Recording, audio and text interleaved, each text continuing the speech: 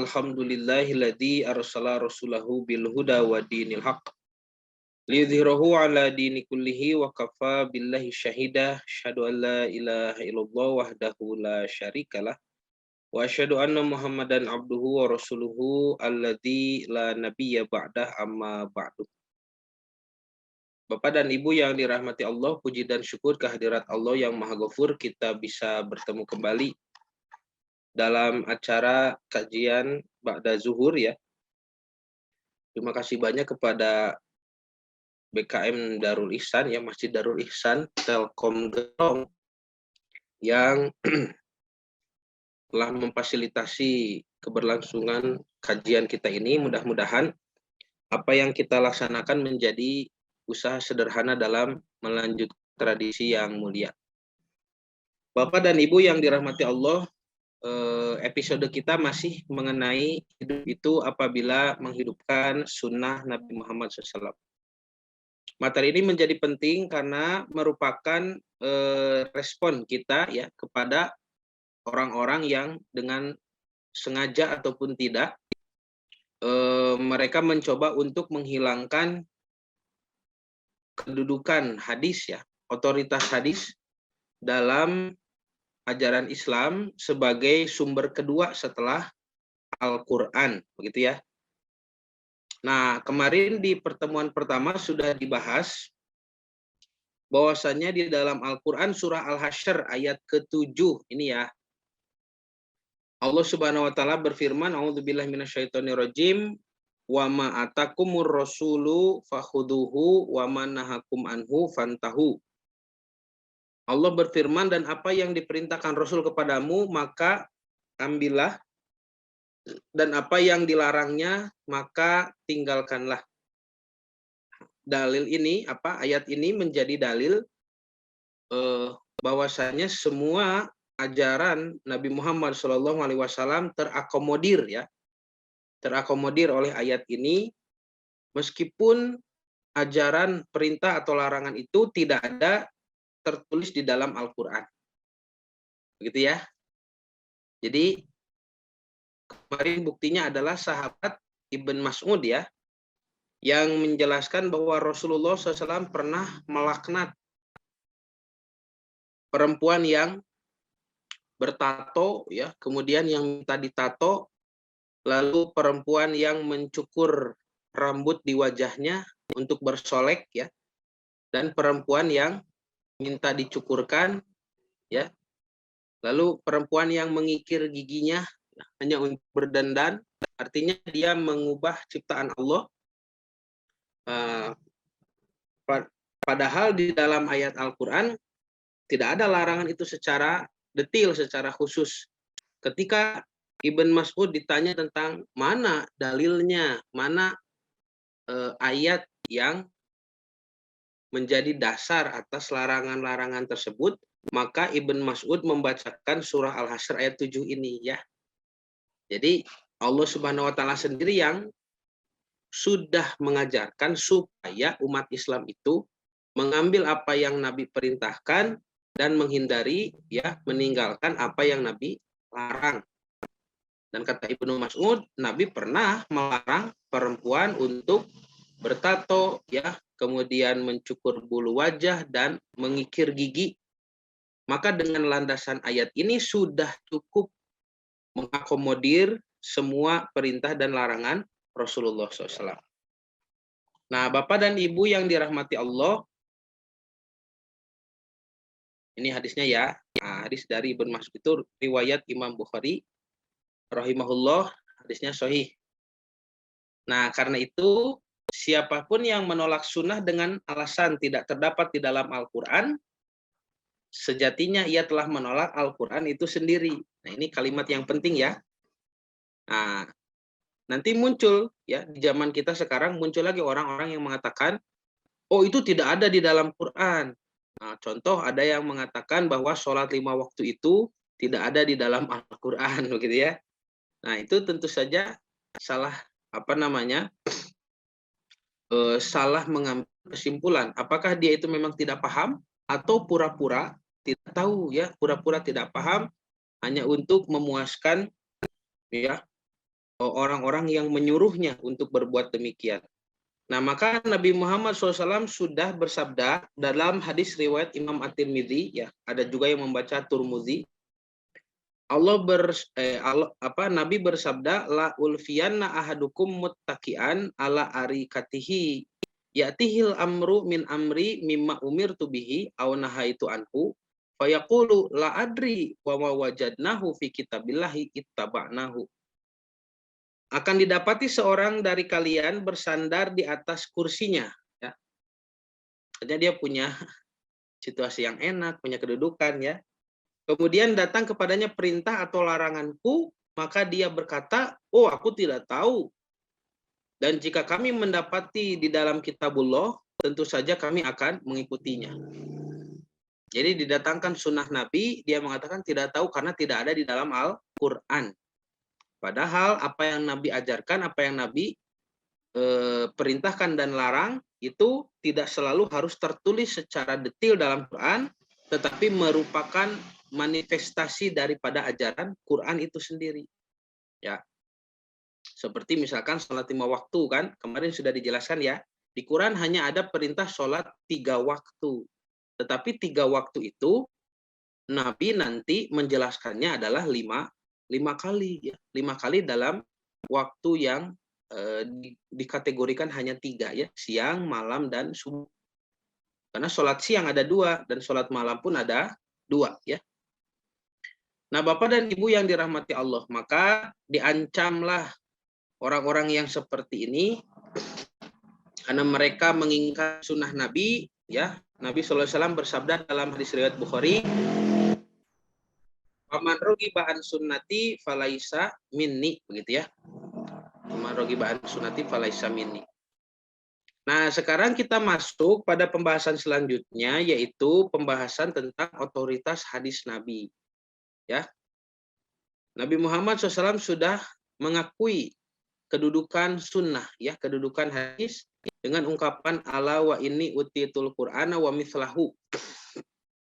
Ingatlah, aku diberi Al-Quran dan sesuatu yang menyamainya. Itu adalah sunnah, begitu, ya. Sunnah. Jadi ketika Nabi mengatakan sesuatu yang menyamainya, itu adalah sunnah.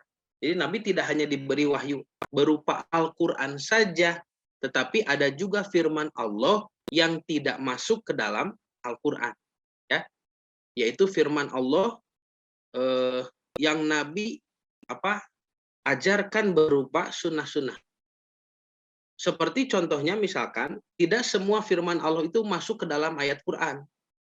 Ada juga kan yang disebut dengan hadis qudsi, ya. Hadis qudsi itu firman Allah tapi tidak masuk ke dalam ayat Al-Quran. Nah, maka kalau kita mengatakan hanya mencukupkan dengan Al-Quran saja, tentu saja nanti banyak firman Allah juga yang tidak bisa kita baca. Dan kalaupun ada orang yang mengatakan berarti Al-Quran itu tidak sempurna dong tanpa sunnah. Bukan tidak sempurna. Al-Quran itu sudah sempurna dengan sendirinya. Tetapi kalau manusia biasa mau mengamalkan Al-Quran, tidak mungkin bisa. Karena tidak akan mungkin paham. Apalagi di generasi kita sekarang, ayatnya kita tidak tahu turunnya kapan, sedang menjelaskan apa, sedang ada kejadian seperti apa, tidak tahu, ya. Yang mengetahui itu adalah para sahabat, ya, yang memperhatikan dan mengalami langsung bagaimana ayat itu turun. Sedangkan para sahabat ini dicontohkan, ya, mengambil contoh dari sikap Nabi Muhammad SAW yang lebih paham juga kepada Al-Quran. Artinya ketika Al-Quran membutuhkan hadis atau sunnah sebagai penjelas, ya, itu artinya karena kelemahan manusia, bukan karena Al-Quran yang tidak sempurna. Bisa dipahami, ya.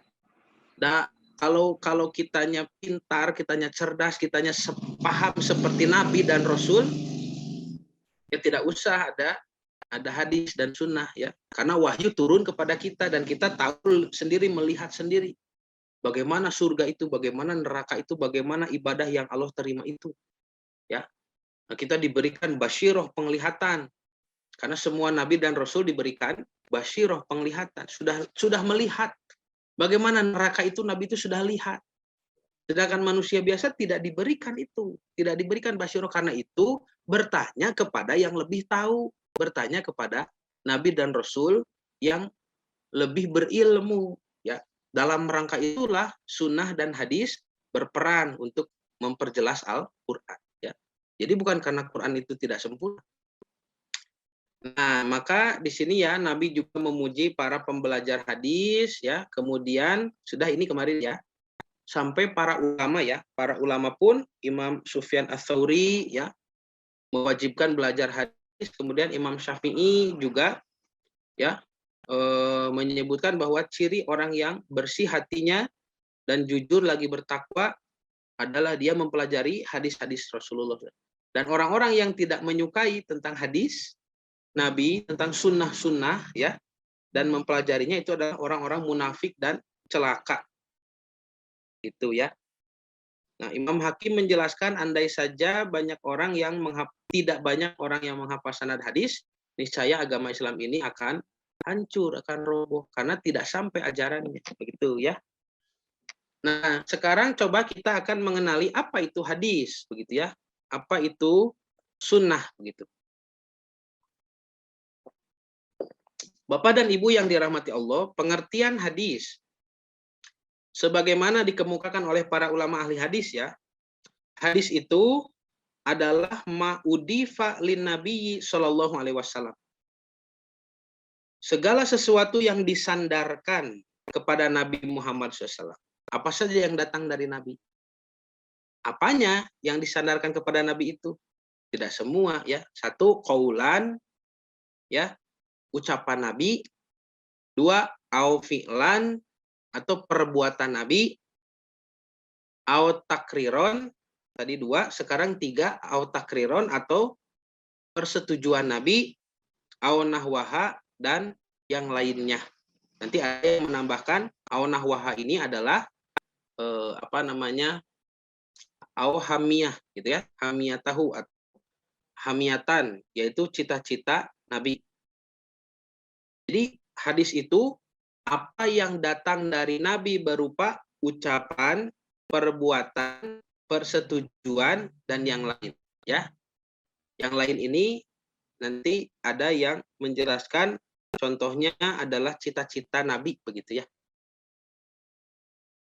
Yang dimaksud dengan perkataan Nabi, ini yang pertama, qaulan, apa yang datang dari Nabi, qaulan, secara ucapan, ya.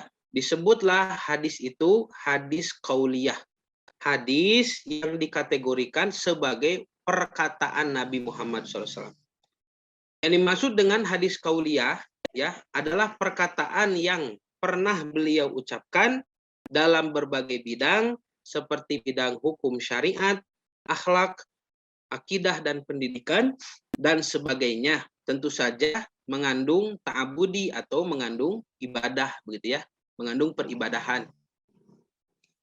Karena yang kita temukan di dalam hadis, contoh nih, Bukhari Muslim, nanti hadis tentang Nabi kan tidak semuanya perkataan. Ada juga ketika hadis itu menuliskan redaksi kana nabiyu begitu ya. Keadaan Nabi sedang begini, sedang begitu. Oh, itu bukan perkataan, tapi apa yang dilihat para sahabat ya terkait dengan pribadi Rasulullah.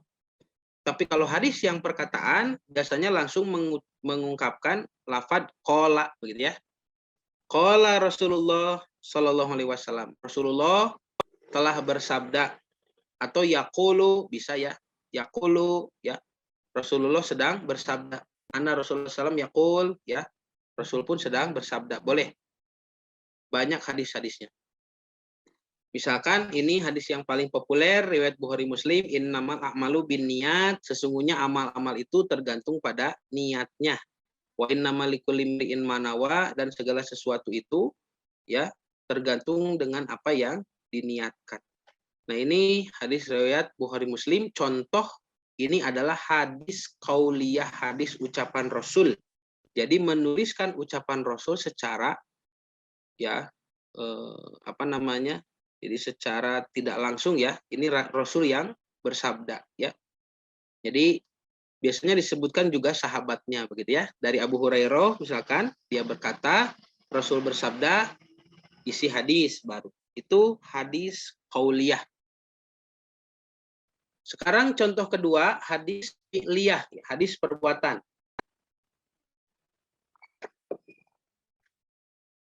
Misalkan di sini disebutkan qalat Aisyatu, Siti Aisyah radhiyallahu anha berkata, kana nabiyyu, tuh ya. Kalau hadis perbuatan biasanya dimulai dengan kana begitu. Kana nabiyyu sallallahu alaihi wasallam, ya. Keadaan Nabi sallallahu alaihi wasallam yastaftihu sholata bitakbir. Beliau memulai sholat dengan takbir. Nah, ini kan bukan ucapan Nabi. Kalau ucapan Nabi pasti jadi perintah. Ya, kata Nabi, sholatlah kalian atau mulailah sholat kalian dengan takbir. Tapi di sini diungkapkan secara tidak langsung ya oleh Siti Aisyah bahwa Nabi Shallallahu Alaihi Wasallam kalau sholat itu dimulai dengan gerakan takbir ya. Takbir itu kan secara bahasa takbir itu kabbaro ya, artinya mengucapkan Allahu Akbar begitu ya, mengucapkan Allahu Akbar. Nanti di dalam hadis yang lain dijelaskan ketika Nabi mengucap Allahu Akbar, Nabi rafa'a yadahu, mengangkat tangannya. Jadi takbir itu bukan mengangkat tangan. Jangan salah paham ya. Takbir itu mengucap Allahu Akbar ya. Mengangkat tangan itu namanya dalam hadis rafa'a yadahu, raf'ul yadain ya. Raf'ul yadain itu mengangkat kedua tangan. Nanti ada orang mengatakan kabbaro, Nabi mengangkat tangan. Bukan ya, kabbaro itu Nabi bertakbir. Bertakbir itu apa? Mengucap Allahu Akbar, itu takbir ya. Sedangkan mengangkat tangan itu nanti redaksinya adalah raf'ul yadain. Ya, hati-hati ya.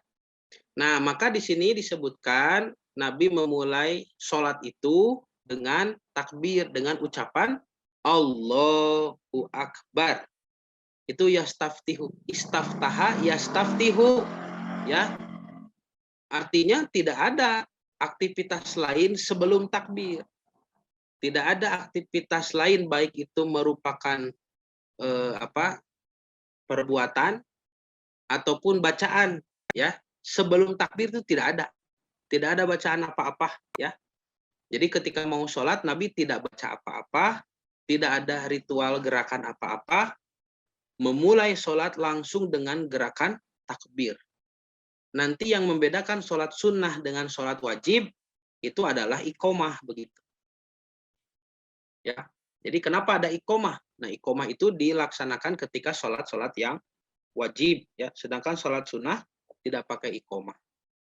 Nah, ini contoh hadis fi'liyah, hadis perbuatan. Nah, sekarang di sini ada hadis takririyah, hadis persetujuan. Silahkan dibaca dulu ya, sebentar ya.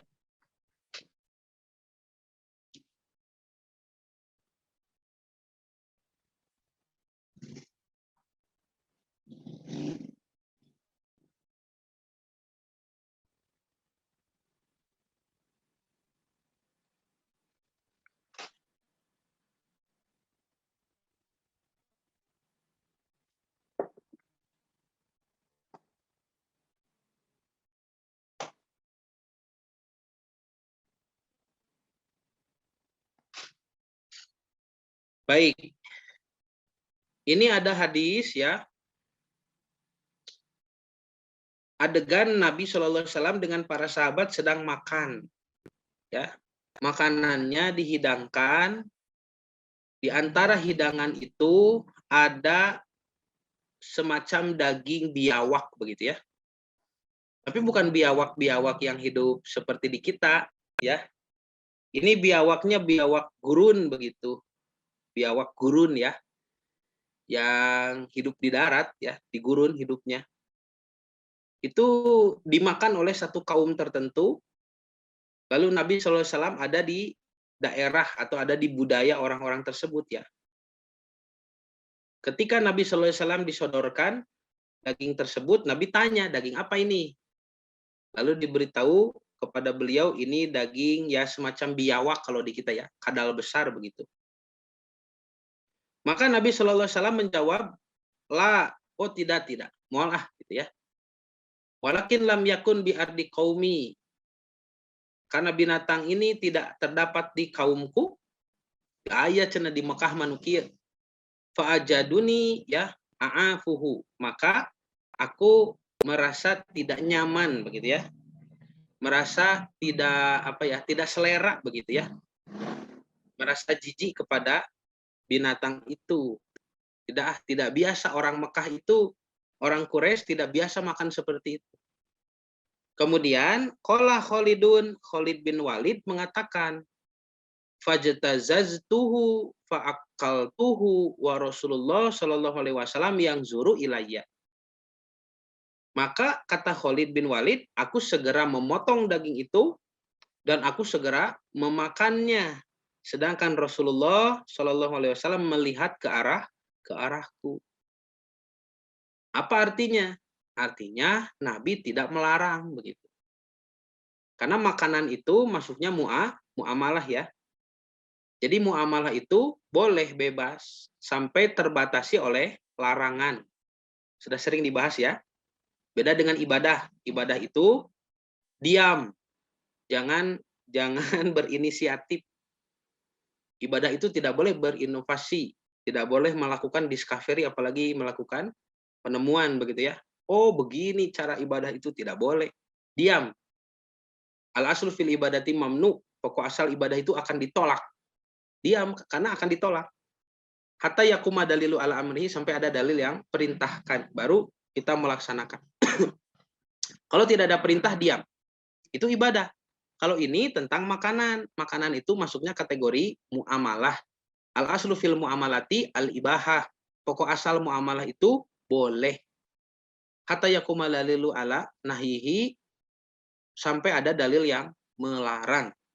Nah, di sini Khalid bin Walid tidak mendapat larangan dari Rasul, artinya memakan daging bayawak di sini, bayawak gurun ini ya, itu adalah Nabi menyetujui, ya, tidak melarang. Artinya dagingnya halal.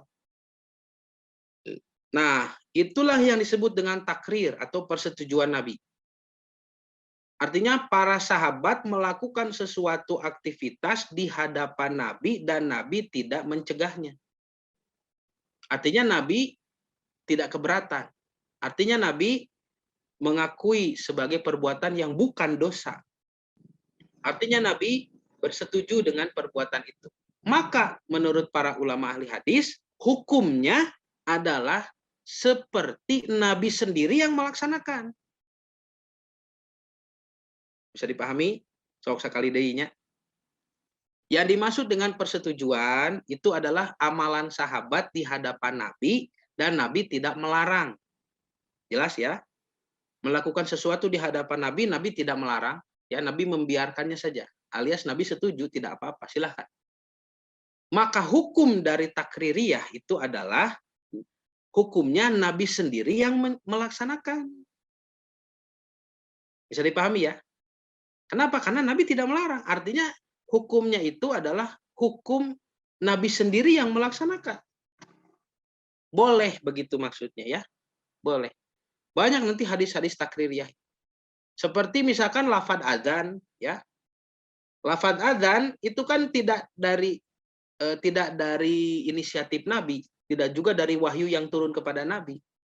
Lafadz adzan Allahu Akbar sampai la ilaha illallah itu dari mimpi seorang sahabat kan. Lalu mimpi itu diceritakan kepada Nabi dan Nabi menganggap bagus ini untuk dijadikan panggilan sholat begitu ya. Karena panggilan sholat itu longgar, bukan satu ibadah yang dikultuskan begitu, bukan. Ini hanya ciri bahwa waktu sholat sudah datang begitu. Kata Nabi, mau pakai ciri apa? Mau pakai lonceng, mau pakai api di menara tinggi, atau mau pakai bunyi-bunyian seperti trompet. Nah, para sahabat kan menyodorkan itu. Bagaimana dengan lonceng, bagaimana dengan trompet, bagaimana dengan kobaran api. Tapi Nabi Muhammad sendiri yang menolak ya. Karena dengan lonceng menyerupai Nasrani, dengan trompet menyerupai Yahudi, dengan kobaran api menyerupai Majusi. Lalu terhentilah diskusi saat itu, tidak ada jalan keluar. Ada sahabat yang pulang ke rumahnya lalu tidur dan bermimpi diajarkan lapad azan oleh seseorang. Kata Nabi, bagus yang kamu lihat itu. Bagaimana lafadznya? Allahu Akbar, gitu ya. Lafadz adzan mulai asyhadu alla ilaha illallah terus sampai la ilaha illallah. Maka Nabi menyetujui. Itu juga takrir. Ya. Dan ini dalam masalah ibadah takrirnya. Kalau Khalid bin Walid ini makan dalam masalah muamalah. Kalau sahabat yang tidur tadi mimpi diajari lafadz adzan, itu masalah ibadah. Jadi lihat, Nabi menyetujui apa yang Nabi setujui, yaitu lafadz adzannya. Maka Nabi memerintah kepada Bilal bin Rabah. Bilal bin Abdi Rabah, wahai Bilal, kumandangkan adzan setiap waktu sholat, lafadznya ini, Allahu Akbar, Allah. Tidak ada perintah yang lain. Ya, tidak ada perintah sebelum adzan harus baca apa begitu, tidak ada. Atau harus membaca sholawat misalkan, tidak ada itu, ya. Tidak usah ditambah-tambah, sudah saja adzan begitu, Allahu Akbar. Tidak ada membaca doa apa dulu, ya. Nah, ini mohon dipahami. Jadi Nabi Shallallahu Alaihi Wasallam menyetujui lafadz adzannya. Nabi tidak menyetujui hal-hal lain yang ditambahkan dalam ritual adzan, ya. Misalkan ada orang setiap adzan sholawatan wehela gitunya, itu tidak ada perintahnya. Ya, jangan ditambah-tambah. Sahabat saja mau sholawat kepada Nabi bertanya dulu. Tidak bisa seenaknya, tidak bisa ya sekemauan kita di mana we sholawatnya kumaha we lapadna, tidak bisa. Para sahabat saja bertanya, ini orang Arab, paham bahasa Arab, bertemu dengan Rasulullah, masih bertanya, tidak langsung inisiatif, oh saya mau sholawat begini, saya mau sholawat begitu, tidak. Sahabat bertanya kepada Nabi, ya Rasulullah, kaifa nusolli, kaifa nusolli ilaika. Wahai Rasulullah, bagaimana caranya kami bersolawat kepada Anda? Tuh, bertanya para sahabat itu, ya. Maka Nabi mengatakan, kul, ucapkanlah, Allahumma sholli ala Muhammad wa ala ali Muhammad, kama sholaita ala Ibrahim. Sebagaimana dalam posisi tahiyat, gitu ya. Itu yang diperintahkan lafadznya, begitu. Jadi bagaimana kalau kita membuat-buat lafadz sholawat-sholawat, bukan tidak bagus, tetapi tidak diminta, begitu ya. Ya, bukan tidak bagus, tetapi tidak diminta. Tenyungkeun masahan rek muruhan atuh, ya. Karena ibadah itu harus sesuai dengan permintaan. Ya. Jadi bukan tidak bagus, bukan. Ya, tetapi tidak diminta, tidak disuruh begitu. Ya. Membuat sholat apa itu. Cukup bagi kita mengucapkan Allahumma sholli ala Muhammad wa ala ali Muhammad kama sholaita ala Ibrahim. Dan setiap mendengar nama Nabi Muhammad SAW, kita mengucapkan Sallallahu Alaihi Wasallam. Itu sudah bersolawat kepada Nabi. Ya, itu sudah bersolawat. Kalau mau makin banyak gimana? Oh, saya merasa tidak cukup setiap nama beliau terdengar mengucapkan Sallallahu Alaihi Wasallam. Mau ditambah? Boleh. Bagaimana caranya? Baca hadis, baca sejarah terkait dengan kehidupan Rasulullah. Kita akan banyak menemukan nama beliau. Baca hadis, tasiga ianya tadi hadis fi'liyah, hadis qauliyah, qala Rasulullah, tuh kan disebutkan sallallahu alaihi wasallam. Tuh, bertambah kan sholawatnya. Jadi nasihat para ulama kalau mau memperbanyak sholawat, banyak membaca hadis, banyak membaca sejarah Nabi. Itu ya. Nah, Bapak dan Ibu yang dirahmati Allah. Kemudian ada contoh lain terkait dengan sunnah hamiyah atau hadis hamiyah. Hadis cita-cita Rasulullah SAW. Disebutkan di dalam riwayat Imam Muslim dan Abu Dawud, ya, rahimahumallah, lama soma Rasulullah SAW yauma Asyura, ketika Nabi Muhammad SAW saum ya, yaitu di tanggal 10 Muharram, saum Asyura.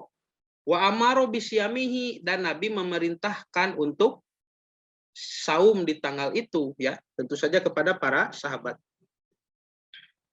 Qalu, para sahabat bertanya, "Ya Rasulullah, innahu yaumun yu'azzimuhul yahudu wan nasara." Wahai Rasulullah, 10 Muharram itu hari yang diagungkan oleh Yahudi dan Nasrani. Maksudnya, apakah kita juga harus saum?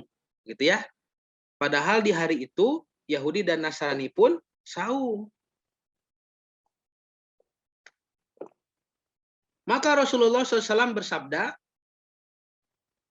"Fa'idha kana amul mukbil, insya Allah sumnal yaumat tasi." Kalau begitu maka di tahun yang akan datang, amul mukbil, tahun depan, insya Allah jika Allah menghendaki, sumnal yauma tasi, kita akan saum dari hari ke-9. Maksudnya dari tanggal 9 menjadi 9, 10 Muharram. Dikenal dengan saum Tasu'a Asyura, ya. Nah, ini hadis yang Nabi sabdakan di penghujung hayatnya. Dikisahkan di dalam syarah hadis tersebut bahwa Nabi Muhammad SAW ternyata tidak bertemu lagi dengan bulan Muharram. Ya, Nabi lalu wafat dan Nabi SAW kembali ke haribaan Allah. Sedangkan apa yang beliau cita-citakan ini, yaitu saum dari tanggal 9, beliau tidak sempat melaksanakan. Ini juga menjadi dalil bagi kita bahwa seorang nabi dan rasul itu bahkan tidak mengetahui, ya, sama dengan orang lain, sama dengan manusia lainnya. Tidak mengetahui kapan dirinya akan dipanggil oleh Allah, akan wafat. Ya, dalil bahwa Nabi Muhammad pun tidak tahu, ya, kapan beliau wafat. Kata Nabi, ya, tahun depan kita saum saja dari tanggal 9. Menjadi 9 dan 10 Muharram. Supaya supaya berbeda dengan Yahudi dan Nasrani. Ternyata Nabi wafat dan Nabi tidak keburu melaksanakan, maka disebutlah hadis ini dengan istilah sunnah hamiyah, yaitu sunnah cita-cita, ya, cita-cita Rasulullah SAW. Bayangkan Bapak Ibu, ya, ketika kita melaksanakan cita-cita Nabi. Ini nabinya sudah tidak ada, cita-citanya belum kesampaian, lalu kita melaksanakan. Para sahabat pun dulu melaksanakan dari tanggal 9. Bayangkan nanti Bapak Ibu bertemu Nabi di akhirat, ya. Dan kita adalah orang-orang yang menunaikan cita-cita beliau. Ya. Kan kita juga senang coba. Kalau Bapak dan Ibu menyebutkan amanah, ya, beramanah, upami seorang Sunda talatah gitu, ya. Sebelum pergi dari rumah, lalu amanah kita itu dilaksanakan oleh anak kita, oleh cucu kita, oleh pembantu misalkan kalau ada. Ya, ketika pulang dari luar rumah, ya, pulang bepergian, kita masuk ke dalam rumah, amanat kita sudah beres, sudah dilaksanakan. Kan kita senang, ya. Nah, maka Nabi Muhammad SAW pun akan merasakan hal yang sama. Cita-citanya dilaksanakan oleh kita, ya, oleh Bapak dan Ibu. Itu Nabi senang. Nabi berterima kasih. Nah, Bapak dan Ibu yang dirahmati Allah, contoh kita lihat ini yang disebut dengan hadis Nabi lengkap dengan sanadnya. Bapak Ibu harus tahu, ya, karena kalau mengenal sanad, kita bisa masuk pada ranah mana hadis yang benar-benar dari Nabi, mana juga hadis-hadis yang palsu. Nah, hati-hati karena ada hadis palsu, ya. Contoh ini hadis lengkap dengan sanad. Riwayat Imam Bukhari. Imam Bukhari berkata, ya, qolal Bukhariyu, Imam Al-Bukhari berkata. Nah, ini perkataan Imam Bukhari ini. Haddatsana Abdullah bin Yusuf. Menceritakan kepada kami Abdullah bin Yusuf. Abdullah bin Yusuf ini berarti orang yang mengajarkan hadis ini kepada Imam Bukhari, ya. Jadi yang mengajarkan hadis ini langsung kepada Imam Bukhari adalah Abdullah bin Yusuf, ya.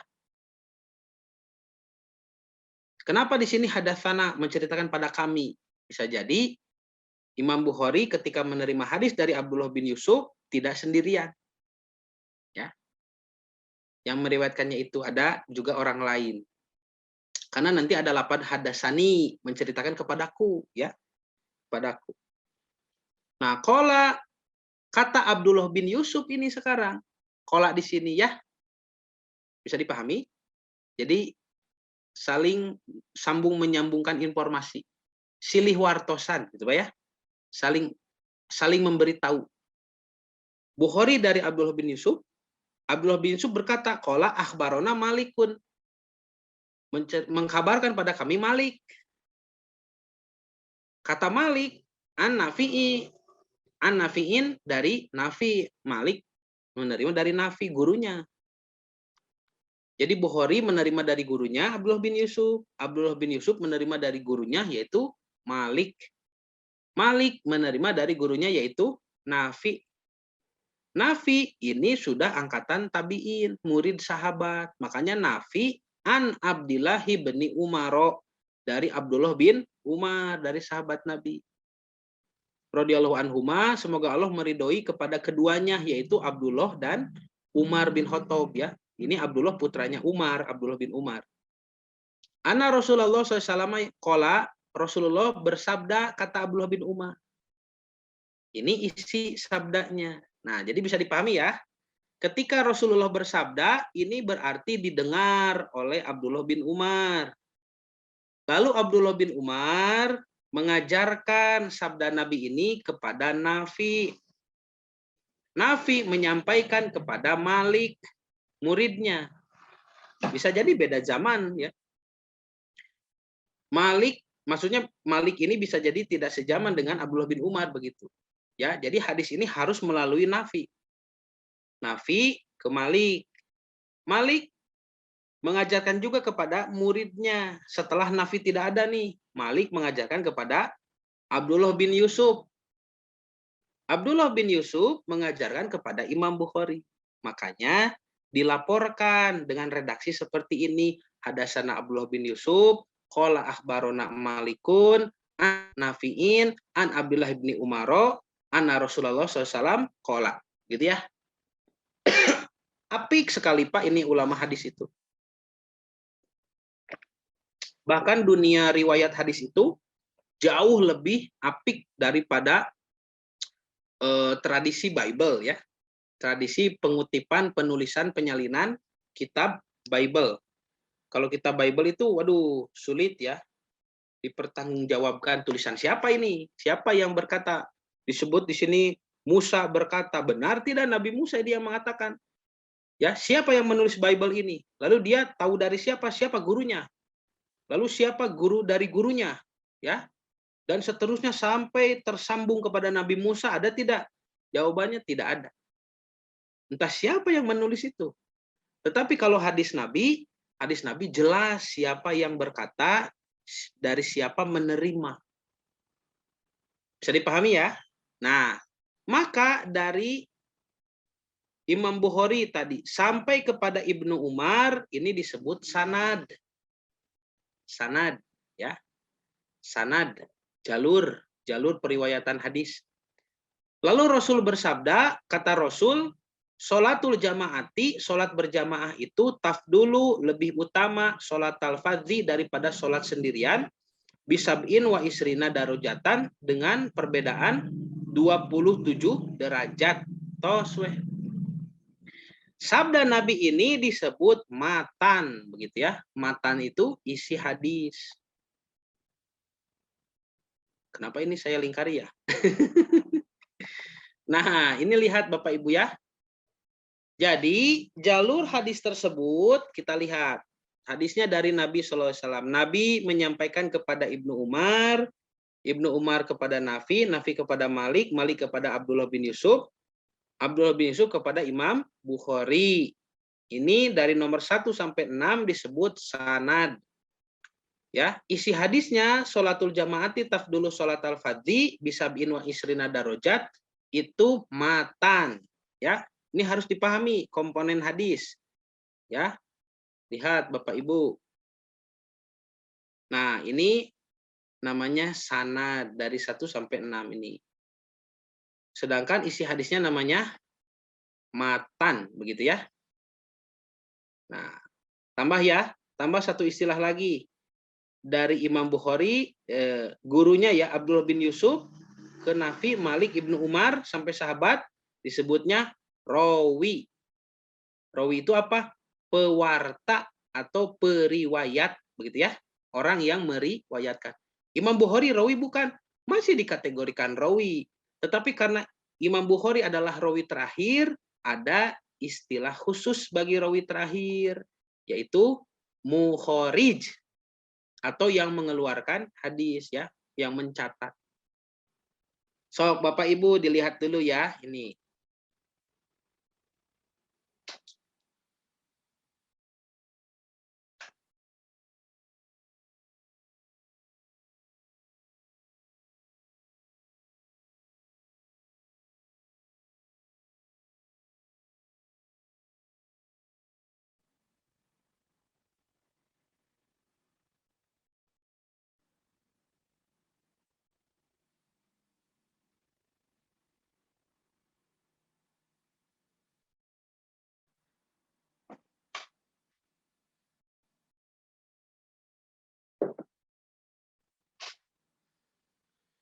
Ya, jadi tidak enteng Bapak ya.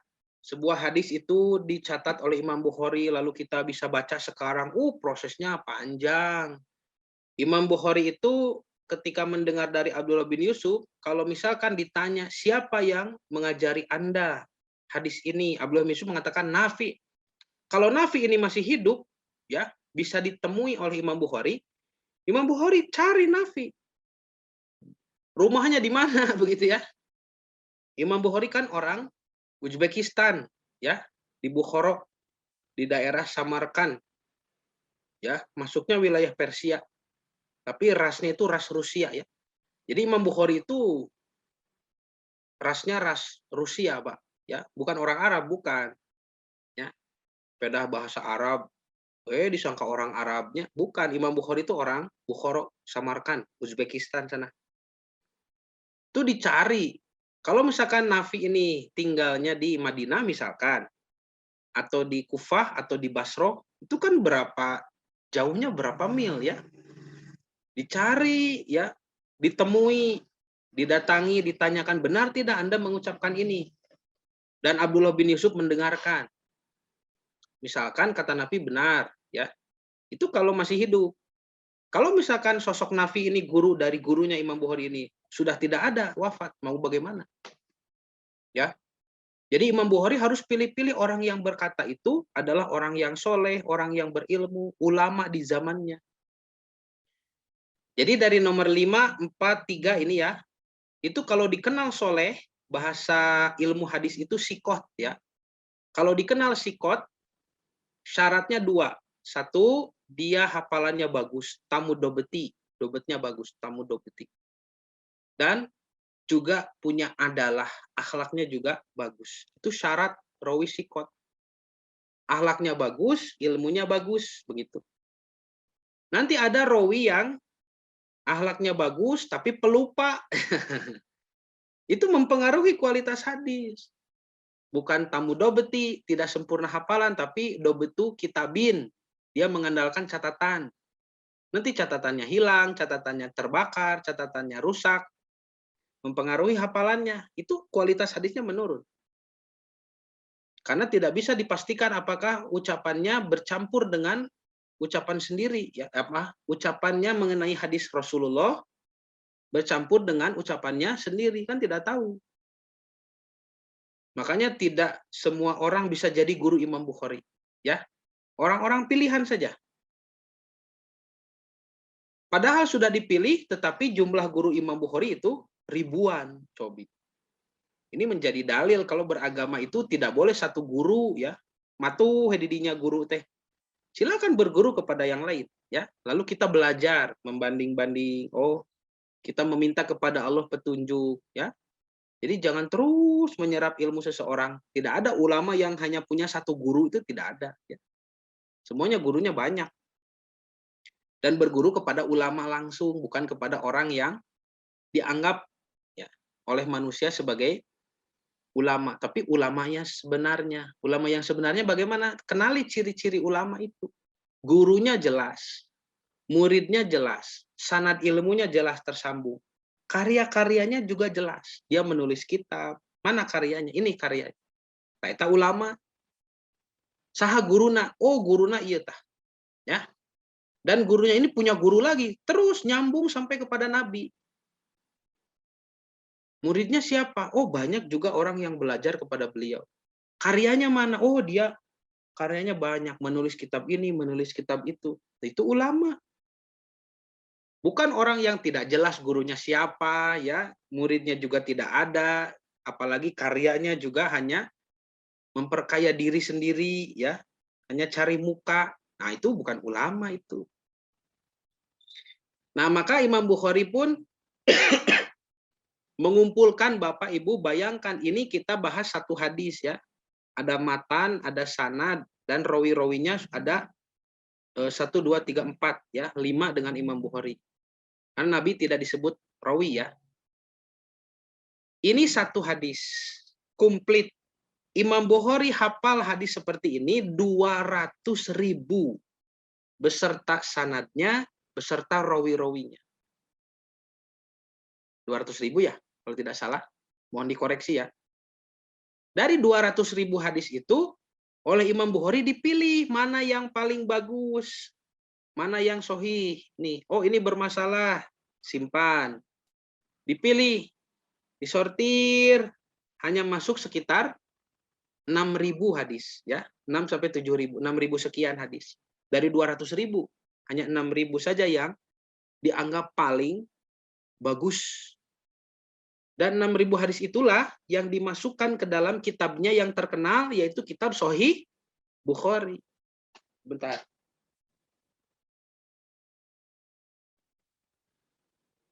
Ini ya, ini kitabnya.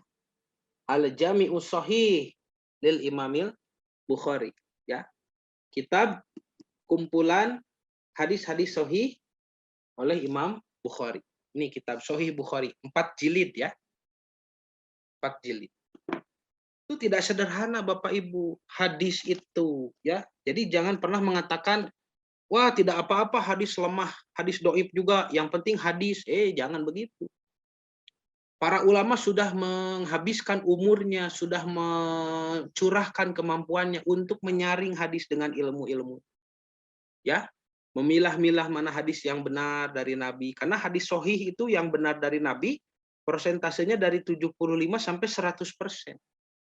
Hadis hasan dari 50 sampai 75.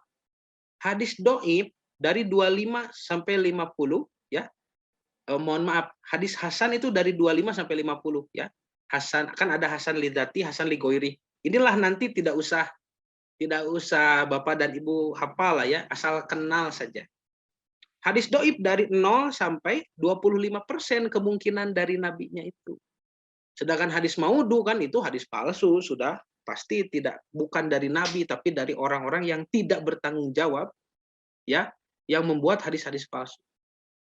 Untuk kepentingan politik, untuk kepentingan ekonomi, untuk kepentingan pengakuan dan seterusnya, ya, strata sosial, pengakuan masyarakat, ingin disebut ulama, itu terjadi dulu.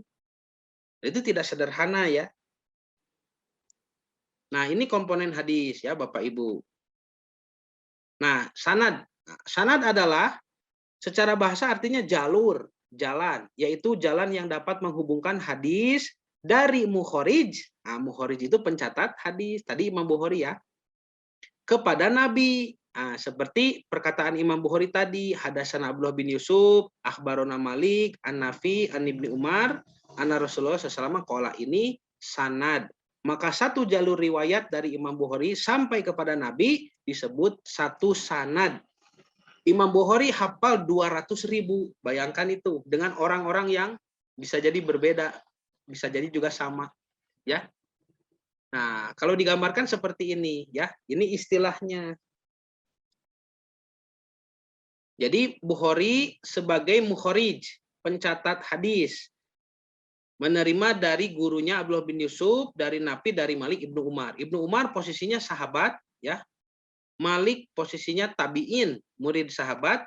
Nafi posisinya tabi'ut tabi'in, muridnya tabi'in. Abdullah bin Yusuf posisinya atba'it tabi'in, ya. Muridnya tabi'ut tabi'in. Oh, Pak. Clear-nya. Ini yang disebut dengan sanad. Lalu orang-orangnya disebut rawi, begitu ya.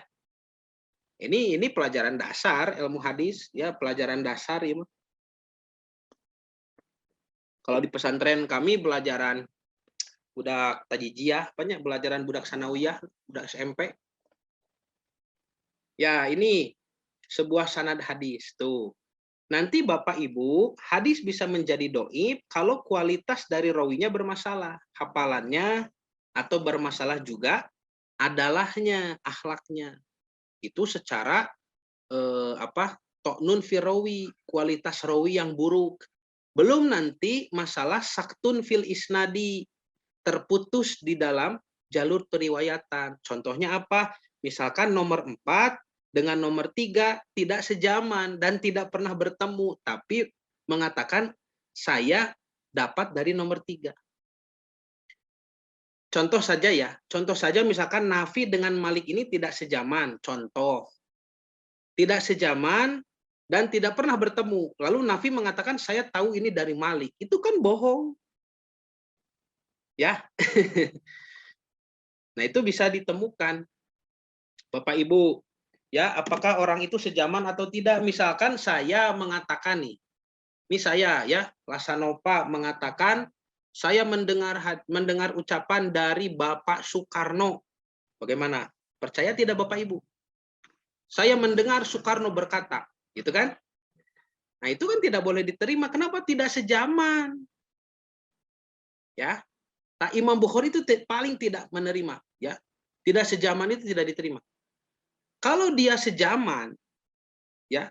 Misalkan saya mengatakan saya mendengar dari siapa? Dari Agim, begitu misalkannya. Saya dengan Agim sejaman. Tetapi saya belum pernah bertemu Agim. Maka Imam Bukhari pun tidak mau menerima hadis saya. Imam Bukhari baru mau menerima hadis dari seseorang kalau sudah dipastikan orang tersebut sejaman dengan gurunya dan bertemu langsung, pernah bertemu. Ini tidak enteng Bapak Ibu penelitian hadis itu ya. Tidak enteng. Dari mana kita bisa tahu siapa orang-orang ini, siapa Nafi, siapa Malik, siapa Abdullah bin Yusuf, di zaman mana hidupnya, tahun berapa, itu bisa dikonfirmasi. Ya, ada satu kitab khusus tentang riwayat, ya, tentang riwayat para rawi ini, biografi sahabat, tabiin, tabiut tabiin, semuanya ada, ya, tertulis dalam satu kitab yang berjumlah 35 jilid. Nama kitabnya adalah Tahdzibul Kamal. Tulisan Imam Al-Mizzi, gurunya Imam Ibnu Katsir. Bapak Ibu pernah tahu Tahdzibul Kamal? Kebetulan saya punya. Kelihatan tidak? Tuh. Katinggal tuh, Pak Haji. Paling bawah. Itu Tahdzibul Kamal milik saya. Paling bawah ada. Pak Haji, ayat tuh. Ayat. Nah, itu yang di bawah, di lemari paling bawah, itu 35 jilid. Ya. Dari jilid 1 sampai jilid 35, isinya hanya nama orang. Coba lihat. Nah, ini tidak bisa lebih dekat ya, karena laptopnya dicas. Silsilah. Bulan? Silsilah. Ya, silsilah, bukan apa namanya, biografi ya. Biografi. Biografi rawi, biografi periwayat hadis. Ini saya ambil. Tuh, jilid pertama Tahdzibul Kamal. Ini dari huruf A, dari huruf hamzah. Ya. Dari huruf hamzah, namanya siapa? Ada Abu Bakar, As-Siddiq, ada di sini dan disebutkan, ya. Disebutkan hidup di zaman mana, bagaimana perjalanan hidupnya, karirnya, lalu siapa yang berguru kepadanya, siapa saja dia berguru kepada siapa saja, semuanya ada, ya. Rawi itu. Ini 35 jilid. Siapa penulisnya, Ustadz? Penulisnya Syekh Imam Al-Mizi. Al-Mizi. Itu gurunya Imam Ibnu Katsir. Guru sekaligus mertua.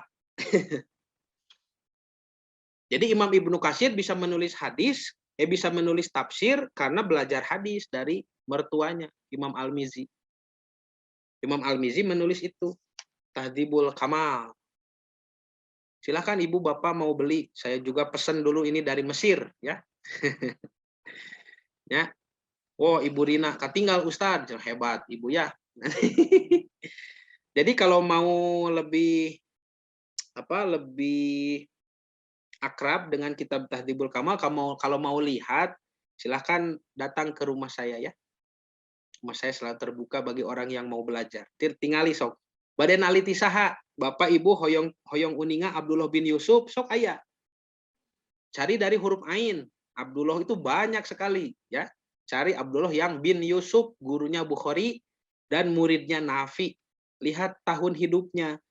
Bandingkan dengan tahun hidup Imam Bukhari, bandingkan dengan tahun hidupnya Nafi. Apakah bertemu tidak? Lihat. Tidak sederhana, Pak. Naliti hadis hiji wae, wah tiasa alami. Ya. Makanya jangan pernah mengatakan kun we doib ge da hadis, tidak boleh. Ya. Hadis-hadis ge da doib kumaha atuh, ya. Doib itu lemah, ya. Diduga bukan dari Nabi Muhammad SAW. Bahkan ada yang mengatakan, kenapa menolak hadis doib? Berarti tidak percaya kepada Nabi, gitu ya. Ya, menolak hadis doib itu bukan tidak percaya kepada Nabi, tapi tidak percaya Nabi berkata seperti itu. Benten ya. Sanes tepercanten ka Nabi ngan tepercanten Nabi nyarios gitu. Ya, Bapak Ibu. Nah, ini rawi. Apa itu rawi? Rawi adalah orang yang meriwayatkan hadis. Pewarta ya, wartawana ya. Orang yang menyampaikan secara lisan ataupun tulisan dalam satu kitab apa-apa yang pernah didengar dan diterimanya dari seorang guru. Bentuk jamannya adalah ruwat ya, ruwatun. Dan perbuatan menyampaikan hadisnya disebut meriwayatkan, rawa ya, meriwayatkan hadis. Itu orangnya rawi, periwayat gitu ya. Nah, rawi pertama dalam satu riwayat adalah sahabat yang menerima dari Nabi. Tuh, sahabat itu rawi, meriwayatkan. Asal sanadnya itu, perjalanan sanad. Bukan asal sanad ya, akhir sanad ya. Akhir sanad. Rawi selanjutnya adalah tabi'in, murid sahabat, dan seterusnya diriwayatkan sampai kepada imam-imam pencatat hadis sampai mukharij. Jadi asal sanad itu sahabat ya. Jadi Imam Bukhari itu nanti mengambil satu hadis, ini hadis dari sahabat siapa? Ini hadis dari sahabat siapa? Ya, melalui jalur beberapa orang sampai kepada Imam Bukhari itu ya. Jadi rawi selanjutnya adalah tabi'in, murid sahabat, terus sampai ke pencatat hadis. Imam yang mengumpulkan dan mencatatnya dalam satu kitab disebut mukharij. Misalnya Imam Ahmad, Imam Bukhari, Imam Muslim, ya. Ada juga yang menyebut mereka sebagai rawi terakhir, begitu, ya, akhir. Nah, ini mukharij. Mukharij pencatat hadis, istilah bagi imam ahli hadis yang mengumpulkan hadis dari para rawi dan mencatatnya dalam satu kitab. Jumlah mereka cukup banyak, namun yang paling dikenal di kalangan kaum pelajar adalah imam yang 9. Sahawai itu 9 tepanya. Sehingga kitab-kitab mereka pun dikenal dengan sebutan kutubut tis'ah. Ya. Kan ada kutubus sitah, kitab yang 6. Ada juga kutubu tis'ah, kitab yang 9. Kitab hadis yang 9. Mana wae Bapak Ibu? Ya. Kita. Satu ada Musnad Imam Ahmad. Ini ulamanya yaitu Ahmad bin Hanbal ya. Imam Ahmad menulis kitab Musnad begitu ya. Kemudian kenapa disebut Musnad? Ini hanya kumpulan hadis-hadis yang bersanad begitu. Itu pelopornya nanti Imam Ahmad. Pokoknya ayat sanadan ieu mah. Tidak hanya langsung mengatakan qala Rasulullah, Rasul bersabda, tidak, tapi disebutkan sanadnya ya, hadasani siapa, an siapa, hadasana siapa, begitu. Ada sanadnya, ya, jadi bisa dipertanggungjawabkan. Cuman Imam Ahmad mengumpulkan hadis-hadis itu tidak dilihat, tidak dikategorikan berdasarkan isi, tetapi dikategorikan berdasarkan nama sahabat, ya. Jadi dari huruf hijaiyah, dari hamzah, ba, ta, sa, gitu Pak. Dari hamzah nih ada Abu Bakar, begitu ya. Ada Ibnu Mas'ud, Abu Hurairah, begitu ya. Abu Dzar, itu dari hamzah semua. Nanti dari B siapa, begitu ya. Nah, dari ta kalau ada, terus jadi jumlahnya hijaiyah sahabatnya itu. Itu Musnad Ahmad. Isi hadisnya berantakan, acak we, ada yang tentang akidah, tentang ibadah, tentang yang penting sahabatnya berurutan begitu ya. Itu Musnad Ahmad. Ada juga Imam Bukhari, Imam Muslim, ini guru dan murid ya. Imam Muslim itu muridnya Bukhari. Mereka dikenal sebagai Amirul Mukminin fil hadis ya. Wah, ini panglima di dalam ilmu hadis. Imam Bukhari dan Muslim mengumpulkan hanya hadis-hadis yang sahih saja, yang tidak sahih tidak dimasukkan, dan beliau mulai menyusun hadis berdasarkan bab-bab dalam ibadah begitu. Mulai Imam Bukhari mah ya disusun tina akidah heula, akidah. Bagaimana, apa bab pertama di dalam kitab pertama di dalam hadis Bukhari? Ini kan. Ini hadis Bukhari. Nah, ini kitabnya ya, kalau dibuka dari awal ya, bab pertama itu tentang apa tuh?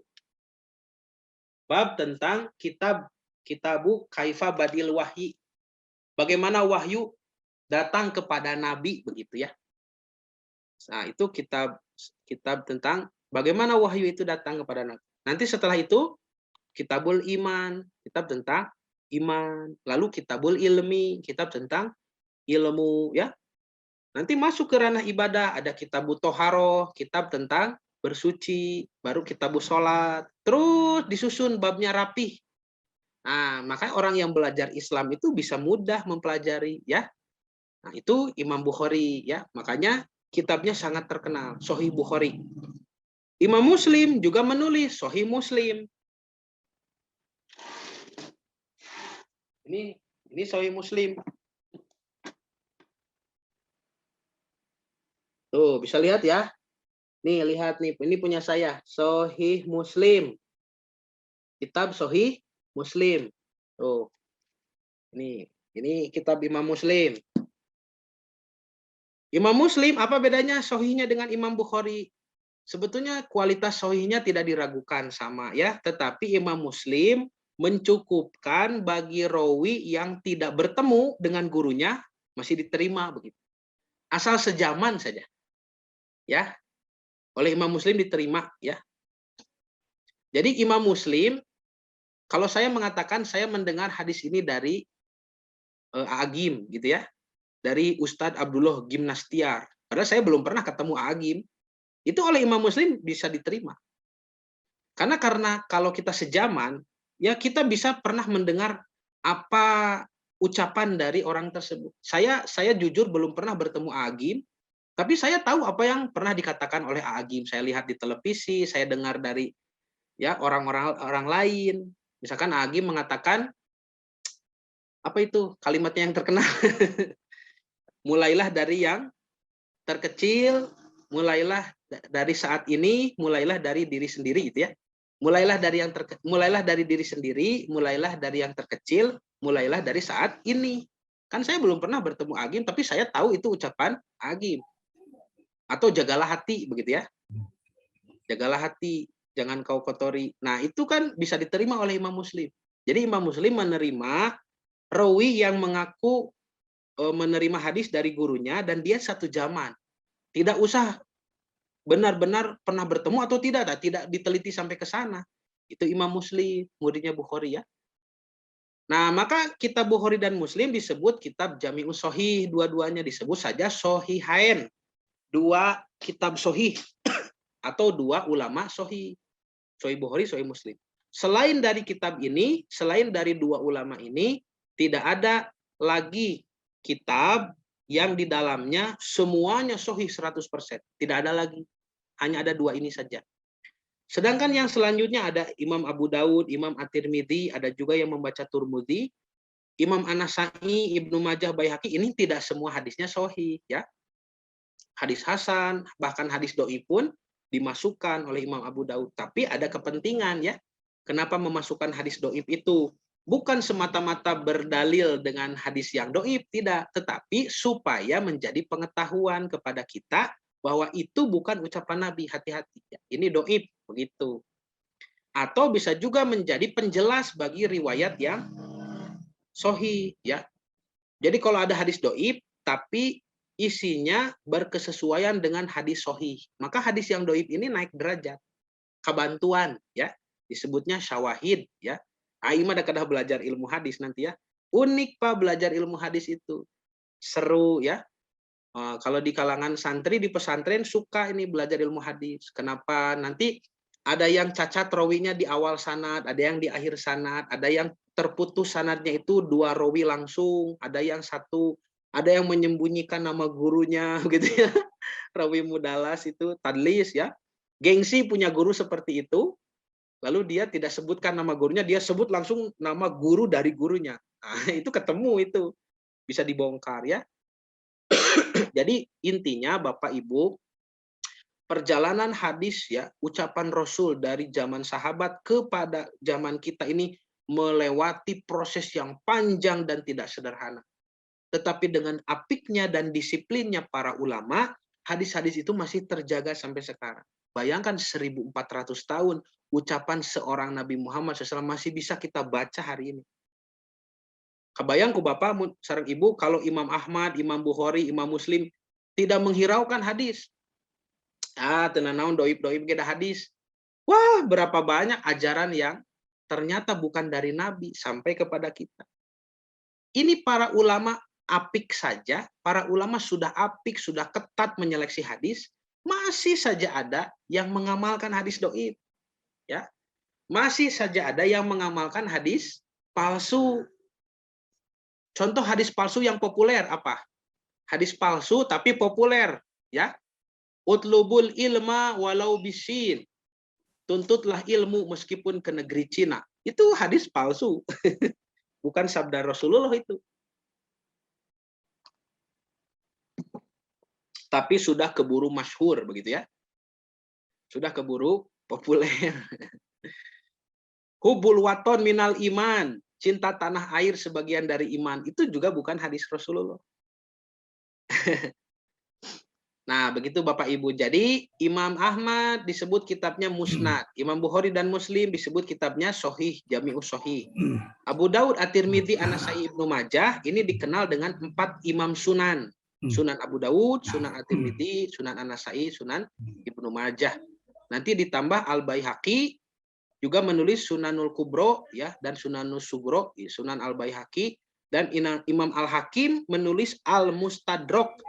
Imam Al-Hakim ini orang yang mengumpulkan hadis-hadis yang tidak dipakai oleh Bukhari dan Muslim. Nah, tadi kan Imam Bukhari mengumpulkan berapa hadisnya? 200.000, ya. Yang terpilih hanya sekitar 6.000, 7.000, ya, 6.000 lebih.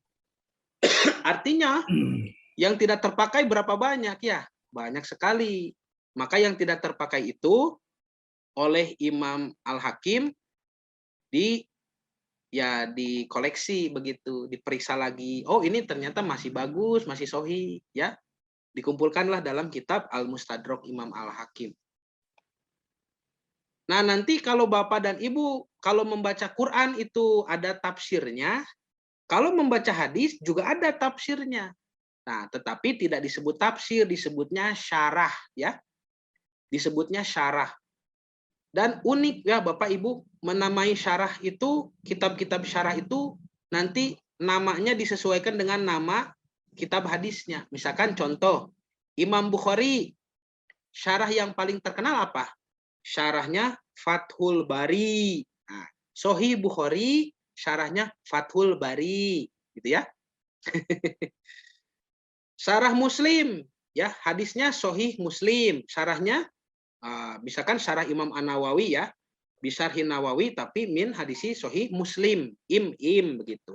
Abu Daud, Sunan Abi Daud ya, kitab hadisnya namanya Sunan Abi Daud. Syarahnya yang menjelaskannya, kitab tafsirnya Aunul Ma'bud tuh, ud begitu ya. Sunan At-Tirmidzi syarahnya Tuhfatul Ahwazi tuh, di gitu ya. Ini saya punya. Nah, ini kan kitab Sahih Bukhari ya. Ini Sahih Bukhari. Ini syarahnya. Saya punya 15 jilid ini syarah Sahih Bukhari. Ini kitab Imam Bukharinya, ini kitab syarahnya, syarah Imam Bukhari namanya Fathul Bari. Kalau ini kitab hadis Bukhari ditulis oleh Imam Bukhari langsung, kalau syarahnya ini ditulis oleh Imam Ibnu Hajar Al-Asqalani. Ya, ini syarah terbaik dalam Sahih Bukhari. Nanti syarah yang lain juga ada. Tapi yang paling terkenal ini Fathul Bari, 15 jilid ya. Kalau Sahih Bukharinya 4 jilid, syarahnya bisa sampai 15 jilid. Jadi satu hadis Bukhari dijelaskan panjang lebar begitu ya. Nah, ini syarah Muslim Imam An-Nawawi ya. Imam An-Nawawi yang menulis syarah Sahih Muslim. Yang lainnya belum punya. Syarah Abu Daud ya, Aunul Ma'bud, syarah At-Tirmidzi, Tuhfatul Ahwazi belum punya. Bade mangagaleukeun mah enggak bapak ibunya. Nah, Bapak Ibu yang dirahmati Allah. Jadi nanti ada juga Al-Muwatta Imam Malik ya. Bahkan Imam Syafi'i pun meriwayatkan hadis ya. Nah, ini ditulis. Jadi kitab-kitab hadis yang ditulis sekarang ditulis oleh para ulama hadis ini. Di zamannya dulu memang sedang musim zaman penulisan hadis. Kalau sekarang tidak bisa kita menulis hadis ya. Imam Bukhari gurunya ke atas sampai kepada Nabi itu bisa hanya 5 orang. Tapi Imam An-Nasai sudah 7, 8, 9 orang. Kan Imam An-Nasai, Imam Ibnu Majah, Baihaqi ini hidupnya jauh ya. Maksudnya meriwayatkan hadis itu setelah masa Imam Bukhari kan. Artinya perantara orangnya sudah bertambah lagi. Ya. Imam Al-Baihaqi juga meriwayatkan hadis dari seseorang yang sezaman dengan Imam Bukhari. Makin panjang. Sedangkan perkataan itu semakin dititipkan kepada seseorang, bisa jadi semakin bertambah. Itu tidak sederhana ya. Tidak sederhana. Jadi kata-kata itu kalau dititipkan kepada seseorang pasti bertambah. Beda dengan uang. Kalau uang dititipkan, pasti berkurang. Kalau kata-kata bertambah ya. Nanti ada juga kitab Al-Musannaf ya. Nah ini mah harus belajar hadis lah ya. Ya ini pengenalan saja. Nah, bisa jadi satu hadis itu jalur riwayatnya dicatat oleh banyak mukharij, bisa jadi. Sebuah hadis bisa saja tercatat di dalam banyak kitab. Misalkan hadis yang ditulis oleh Imam Bukhari juga ada di dalam riwayat Imam Muslim, bisa terjadi. Dan juga ada di riwayat Imam Ahmad ya. Apabila pencatatnya banyak, biasanya pencantum hadis tidak menuliskan nama para imam satu persatu, melainkan dengan menggunakan rumus atau istilah-istilah ya. Jadi ada hadis yang banyak dari bawahnya, mukhorijnya banyak, ke atasnya satu, begitu ya. Ada yang dari atas sudah banyak, seperti ini. Nabi bersabda disaksikan sahabatnya banyak. Tiap sahabat mengajarkan kepada murid-muridnya yang banyak juga tabiin. Nanti tabiin mengajarkan juga pada murid-muridnya banyak. Lalu banyak lagi, sampai dicatat oleh banyak mukhrij ya. Bisa begitu. Bisa dari atasnya banyak, ke jalur tengah sampai di kalangan tabi'in mengerucut pada satu orang. Dari satu orang ini nanti menyebar lagi pada banyak atba'ut tabi'in dan banyak mukharij. Nah, ya. Jadi kalau misalkan dari kalangan sahabat banyak, kalangan tabi'in banyak orang yang mewartakan hadis senada isinya dengan itu. Tapi pas di tabi'in mengerucut pada satu orang, ini disebut hadis gharib ya, hadis yang asing. Kenapa? Karena di zaman orang tersebut dia sendiri yang tahu begitu ya. Bisa-bisa ia bawa-bawa ngarang ya, karena orang lain tidak ada yang tahu, dia sendirian yang tahu. Hadis gharib ya. Tapi kalau dalam semua tingkatan, dalam semua tobaqoh itu selalu banyak disebut hadis mutawatir ya. Hadisnya masyhur begitu, mutawatir. Tidak mungkin mereka bersepakat untuk berbohong. Dan hadis mutawatir itu tidak usah diteliti, pasti sahih itu dari Nabi, begitu ya. Seperti tadi innamal a'malu binniyat. Saya pernah melihat tulisan guru kami ya, Ustadz Amin Mukhtar, menulis sanad seperti ini, pohon-pohon sanad ini untuk hadis innamal a'malu binniyat. Wah, sampai ratusan, Pak. Ditulis di kalender begitu ya. Dibentangkan itu sampai digulung itu seperti karpet. Jadi kalau dibuka itu gambar sanad. Orang-orangnya tertulis. Itu hadis innamal a'malu binniyat, luar biasa. Ya, hadis yang mutawatir. Nah, begini ya. Macam-macam lah kalau jalur riwayat lebih dari satu itu ya. Nah, sudahlah, begini, ini pengenalan saja ya. Nanti ada istilah-istilah khusus tuh. Kalau misalkan rumus ya, ada satu hadis diriwayatkan juga oleh Bukhari, juga oleh Imam Muslim, juga oleh Imam Abu Daud, juga oleh Imam An-Nasai, Ibnu Majah gitu ya. Nanti ada rumusnya nih. Dari misalkan Imam As-Sun'ani membuat rumus dalam kitab Subulus Salam, syarah kitab Bulughul Maram. Disebut akhrajahu sab'ah. Hadis ini diriwayatkan oleh yang 7. Nah, disebut saja ulama 7. Ulama 7 itu siapa? Maksudnya Imam Ahmad, Imam Bukhari, Imam Muslim, Abu Daud, At-Tirmidzi, An-Nasai, Ibnu Majah, eta 7. Jadi kalau ahli hadis tahu istilah-istilah seperti ini.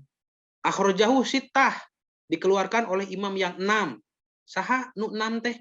Nu 7 tadi dikecualikan Imam Ahmad gitu ya. Berarti sittah itu ulama yang 6, Bukhari, Muslim, Abu Daud, Tirmidzi, An-Nasai, Ibnu Majah. Nanti khomsah mah nu 7 dikeluarkan Bukhari, Muslim. Jadi Ahmad gitu ya. Abu Daud, Tirmidzi, Nasai, Ibnu Majah, eta mah khomsah disebatna. Ya, ieu mah da asal kenal sajalah begitu ya. Bapak Ibu tidak usah hafal juga. Yang penting asal tahu saja, sekedar informasi. Nanti ada arba'ah imam yang 4, salasah imam yang 3, saikhoni 2 syekh, Bukhari Muslim maksudnya. Ada juga akhrajahul jamaah ya, diriwayatkan dengan banyak sekali Bukhari. Begitulah ya pengenalan terhadap hadis. Belum ke fungsinya nih. Insya Allah di pertemuan selanjutnya, karena waktunya sudah habis ya. Sudah habis ini? Oh, sudah jam 2. Ya sudah. Ya. Tuh, sudah jam 2 ya. Pak Haji sudah habis ya. Nanti dilanjutkan. Fungsi hadis terhadap Quran, kita masuk ke bab itu ya. Ya, bayanu takrir ya. Nanti ada memperjelas isi Al-Quran, bagaimana fungsi hadis itu. Insya Allah di hari Khamis ya. Biidznillah insya Allah ya. Bapak dan Ibu yang dirahmati Allah, mudah-mudahan apa yang disampaikan menjadi tambahan ilmu yang bermanfaat, khususnya bagi saya sendiri, dan menjadikan motivasi beribadah dan menuntut ilmu lebih tinggi. Nanti yang membutuhkan catatannya ya, silahkan boleh diminta ya, yang membutuhkan PowerPoint tadi sebagai catatan, nanti bisa saya kirimkan melalui WhatsApp ya. Silahkan menghubungi saja, bisa ya. Pak Haji, Bu Haji silahkan. Ya, saya cukupkan sekian, ditutup dengan doa Robbana atina fid dunya hasanah wa fil akhirati hasanah wa qina adzabannar. Aqulu qouli hadza wa astaghfirullah li wa lakum. Wassalamualaikum warahmatullahi wabarakatuh.